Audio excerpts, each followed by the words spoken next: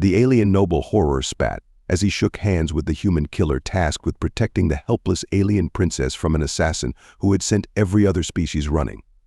Jake Rice stepped off his human interstellar enforcement agency Iowa shuttle onto the Hazari homeworld of Zaru Prime. The Iowa had dispatched him, one of their most effective and hardened mercenaries, to assist the Hazari, a proud, leonine alien species known for their honor in protecting Princess Arya, the sole heir to their throne, from an unknown assassin who had already made 3 brazen attempts on her life. As Jake entered the palace courtyard, he was met by Horus, the towering 7-foot-tall, golden-furred Hazari captain of the guard. The alien captain's amber eyes dripped with disdain at having to rely on a dishonorable human. But with the mysterious assassin sending extraterrestrial security forces fleeing, the humans were the Hazari's last hope. The hardened human mercenary smirked. "Don't worry, kitty cat.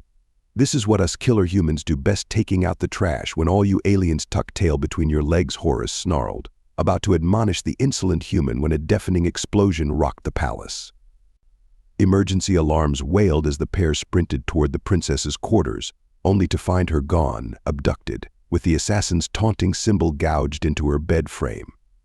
Jake's tactical mind raced as he scanned the scene, realizing the stakes were even higher than he thought. The Hazari Empire's fate and the princess's life hung in the balance. He would make damn sure these aliens didn't regret calling on the killer humans as a last resort. The human Iowa enforcer turned to the distressed Hazari captain. "Round up what security you have left. We're going hunting. By the time I'm done, this assassin will wish he never set foot on Hazari soil." Without wasting a moment, Jake radioed his Iowa contacts, calling in every favor he could to assemble an elite search team. Horus, still seething from the human's insolence, begrudgingly followed his lead as they combed the palace grounds. The tension between them was palpable. "Your methods are reckless and dishonorable," Horus growled, his fur bristling. "This is not how a Hazari warrior conducts a search." Jake, his focus laser-sharp on finding the princess, brushed off the captain's barbs. "Honor doesn't mean shit if we don't find her alive."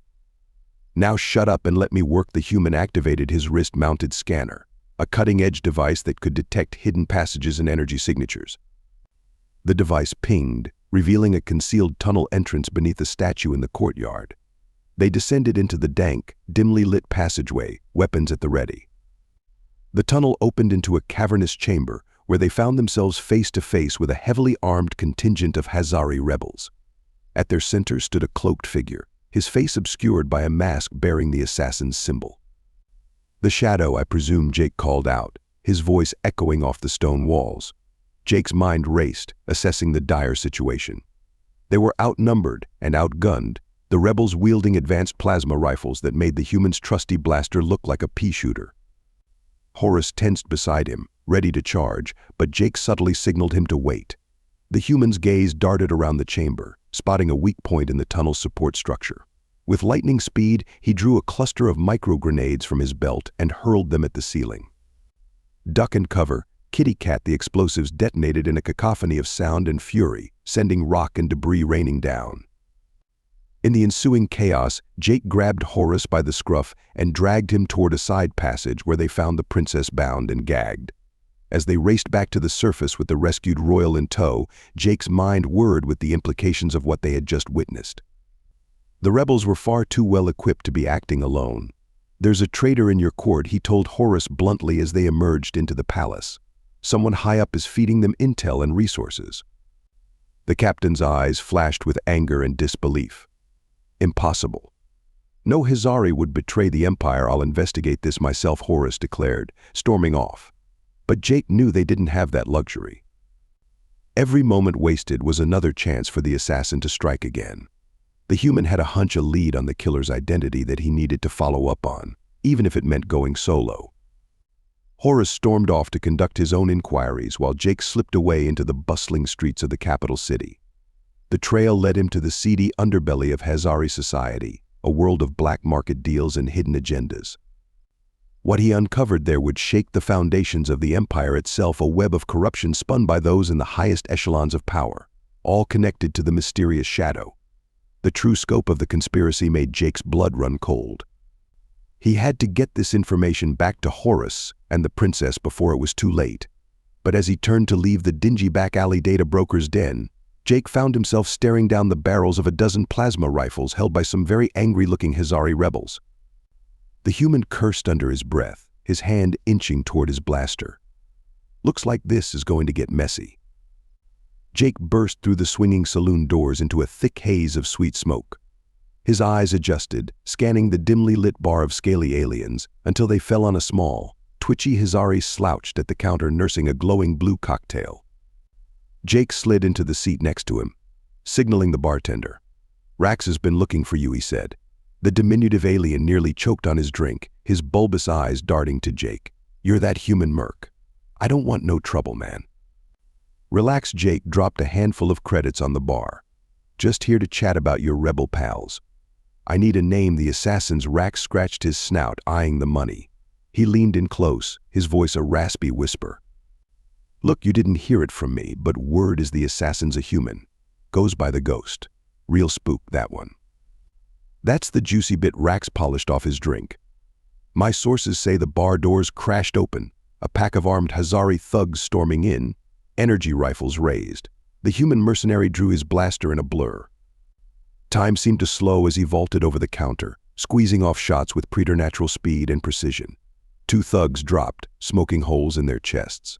Jake dove for cover behind an overturned table as the remaining goons returned fire, splinters exploding around him.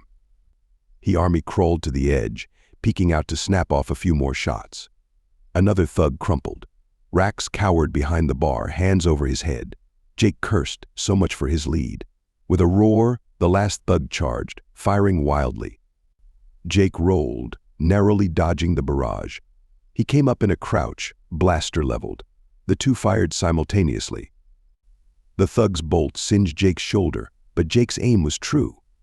The Hazari dropped like a sack of bricks. Rax's body lay crumpled behind the bar, caught in the crossfire. Jake grimaced, another dead end. He holstered his blaster and stalked out into the neon-lit night, mind racing.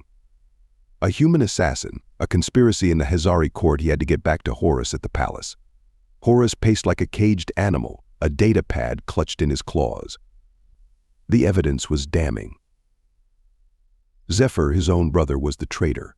Rage and sorrow warred within him as the door to Zephyr's chambers burst open. The towering Hazari Minister of Defense stood tall, his golden fur gleaming. Horus brandished the datapad. "Explain this, brother. You've been funneling weapons and intel to the rebels. You betrayed our people." Zephyr's face twisted into a sneer. "The Empire has grown soft, weak. It's time for new leadership, and I will provide it." With a roar, Horus lunged, claws extended. Zephyr met him head-on, fangs bared. They clashed in a whirlwind of fur and fury, a lifetime of rivalry and resentment fueling every blow. Claws raked flesh, blood splattered the marble floor. The brothers fought with the savagery of beasts, Hazari martial arts honed to deadly perfection. In the palace halls, Jake sprinted toward the sound of combat. A dark figure stepped from the shadows to block his path, a face he knew all too well. "You," Jake snarled. The ghost smirked. "Long time, Jake. Let's dance."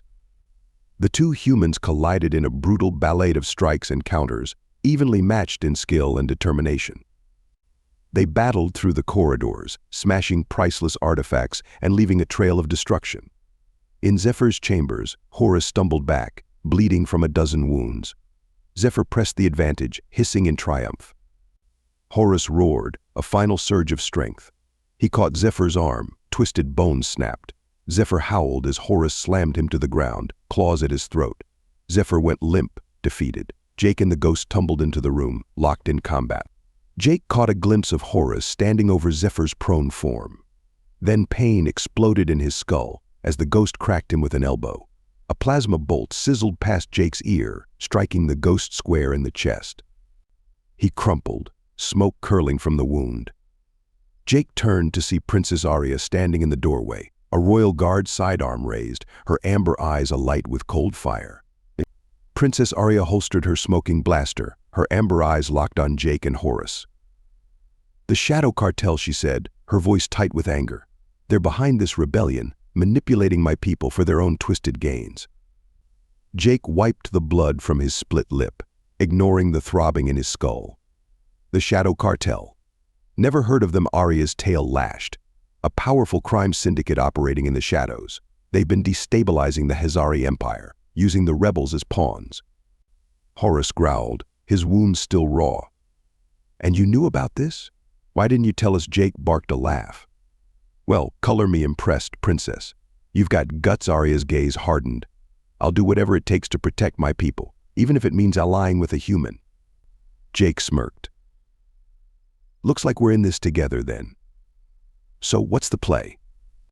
We take the fight to them, Arya declared. The cartel's headquarters are on KNX, a lawless planet on the fringes of Hezari space. We infiltrate, gather evidence, and expose their treachery. The trio prepared for their mission, Jake calling in favors to secure a stealthy transport to KNX. Horus, still recovering, donned his battle armor with a grimace. Arya, a fire burning in her eyes, armed herself to the teeth. As their ship descended through KNX's polluted atmosphere, Jake turned to his unlikely allies. Remember, we're walking into the lion's den. Watch each other's backs, and we might just make it out alive. They landed in the heart of the city's rotting underbelly, a world of black market deals and hidden agendas. Jake, drawing on his Underworld contacts, led them to a seedy bar nestled in the city's heart. The patrons, a motley assortment of hardened criminals and mercs, eyed the trio with predatory interest. Jake flashed a smile that didn't reach his eyes. Danger is my middle name. Now, you gonna talk, or do I need to get persuasive? The bartender swallowed, his eyes darting to Horus's looming presence. Dante, the cartel's boss, he's holed up in the old factory district. You didn't hear it from me. In the factory district, the trio crept through shadows, the air thick with the stench of chemicals and fear. They breached the cartel's compound, alarms shrieking as all hell broke loose. Dante's thugs swarmed like angry hornets, plasma bolts sizzling through the air. Jake and Horus fell into a deadly rhythm, the human's blaster and the Hezari's claws working in tandem to cut a path through the cartel's defenses. Arya, a whirlwind of fangs and fury, proved her mettle. Her Hezari strength and agility were more than a match for Dante's goons. She tore through their ranks, a golden blur leaving broken bodies in her wake. In the heart of the compound, they found Dante, a cruel smile twisting his scarred face. Jake Rice, the Iowa's loyal dog, or should I say, their obedient monkey. Jake leveled his blaster at the crime lord. Dante should have known a scumbag like you would be behind this. What's the angle? Why destabilize the Hezari? Dante laughed, a cold, mirthless sound. Oh, Jake, so naive. The Hezari are just the beginning. With the Iowa's backing, the Shadow Cartel will bring the galaxy to its knees. A new era of human dominance is dawning. Rage, white-hot and all-consuming, surged through Jake's veins. He lunged at Dante, blaster forgotten, fists flying. The two humans clashed in a brutal ballet of violence, trading bone-crushing blows. Dante fought with the savagery of a cornered beast, his augmented strength fueled by desperation. But Jake, driven by a righteous fury, matched him blow for blow. They danced a deadly waltz, smashing through the compound's walls, leaving destruction in their wake. The compound shook as Jake and Dante traded savage blows, smashing through walls and equipment. Sparks flew from ruptured power conduits, alarms shrieked. Horus and Arya battled their way through the chaos, a whirlwind of claws and plasma fire. Dante's thugs fell before their onslaught, but more kept coming, an endless tide of hardened killers. A deafening explosion ripped through the building, throwing them to the ground. Ears ringing, Jake staggered to his feet, shaking debris from his hair. Through the smoke and dust, he saw a squad of heavily armed Iowa agents storming in, led by a grizzled, battle-scarred man he recognized all too well, Colonel Marcus. "Marcus, listen to me," Jake shouted over the din of gunfire. "Dante's been playing you. This whole operation is a setup," Marcus sneered, leveling his rifle at Jake's chest. "The only setup here is you, Rice. You and your alien pals are under arrest for treason against the Iowa." Jake dove for cover as Marcus opened fire, energy bolts sizzling past his head. He rolled, snatching a fallen thug's plasma rifle, and returned fire, forcing Marcus and his goons to scatter. Across the room, Horus grappled with a trio of Iowa agents, his massive frame dwarfing them. He roared, fangs bared, as he hurled them aside like ragdolls. But more kept coming, piling on, bearing him down by sheer numbers. A plasma bolt caught Horus in the shoulder, spinning him around. He stumbled, blood seeping through his golden fur. Arya leapt to his side, her claws making short work of his attackers. She pressed a hand to his wound, her face tight with concern. "Hold still, let me see," Horus growled, pushing himself upright. "I'll live. We have to get to Jake." Jake, locked in a brutal melee with Marcus, caught a glimpse of Dante slinking away through the smoke, making a break for it. "Arya, stop him!" The princess moved like lightning, a golden blur streaking across the battlefield. She caught Dante at the door, a high kick sending his gun skittering away. The crime lord snarled, lashing out with a cybernetic fist, but Arya was too fast. She ducked, spun, her claws raking across Dante's face. He reeled back, blood splattering the floor. Jake and Marcus circled each other, trading bone-crunching blows. Marcus was good, as fast and strong as any Iowa super soldier, but Jake was better.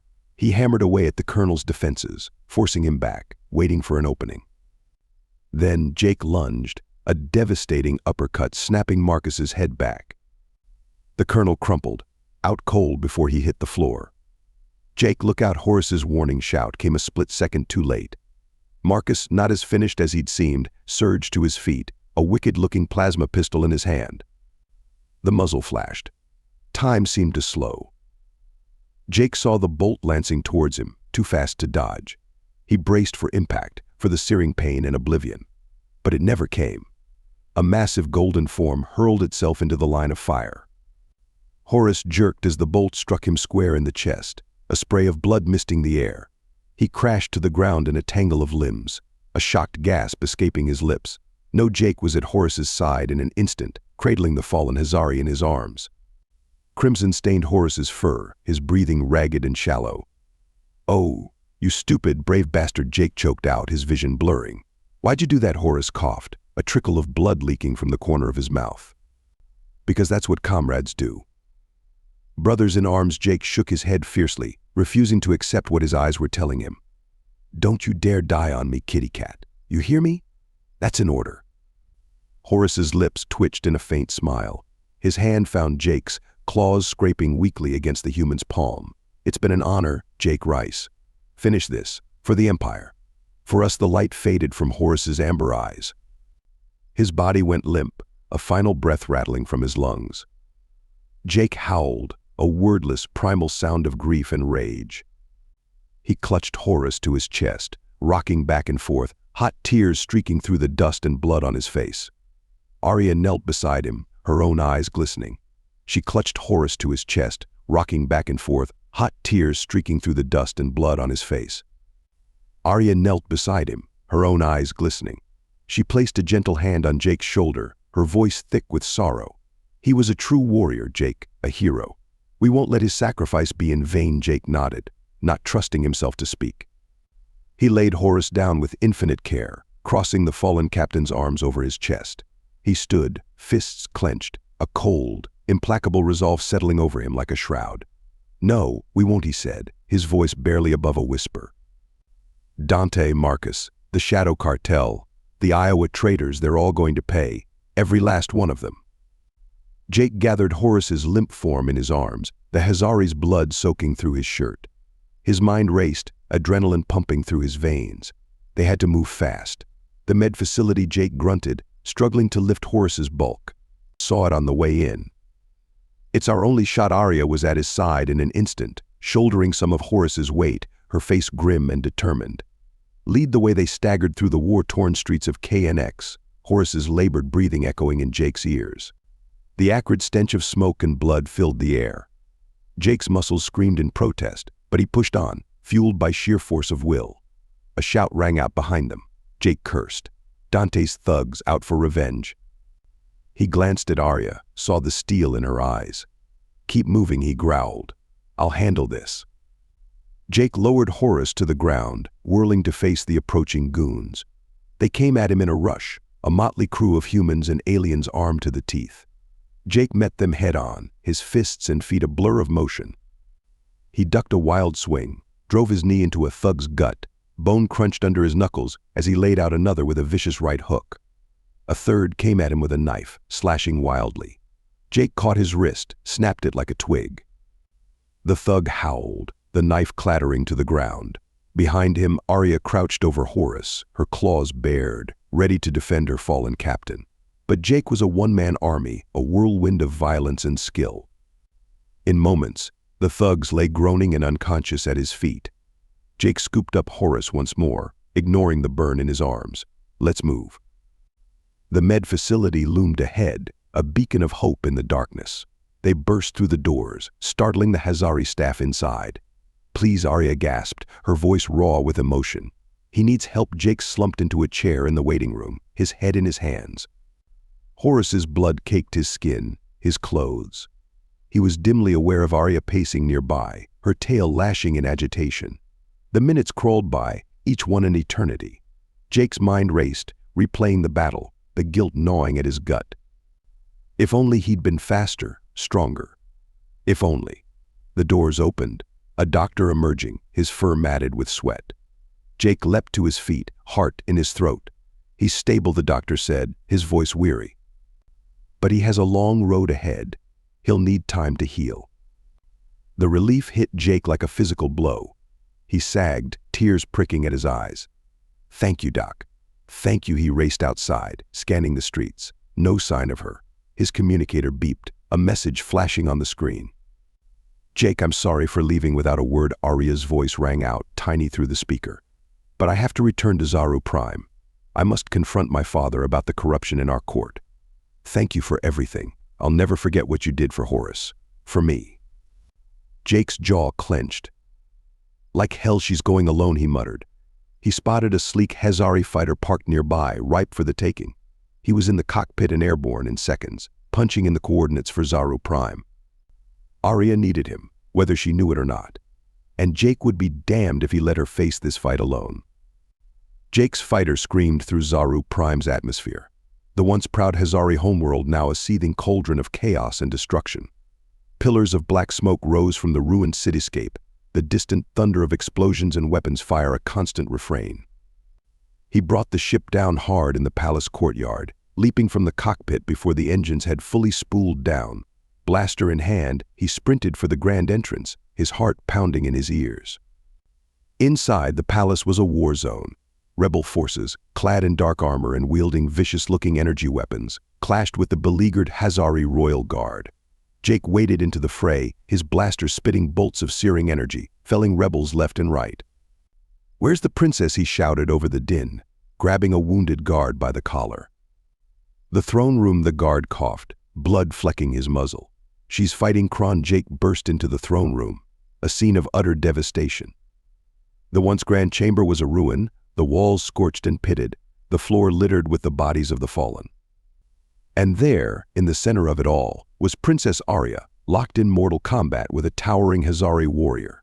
Kron was a monster, easily 7 feet tall, and rippling with muscle beneath his battle-scarred armor.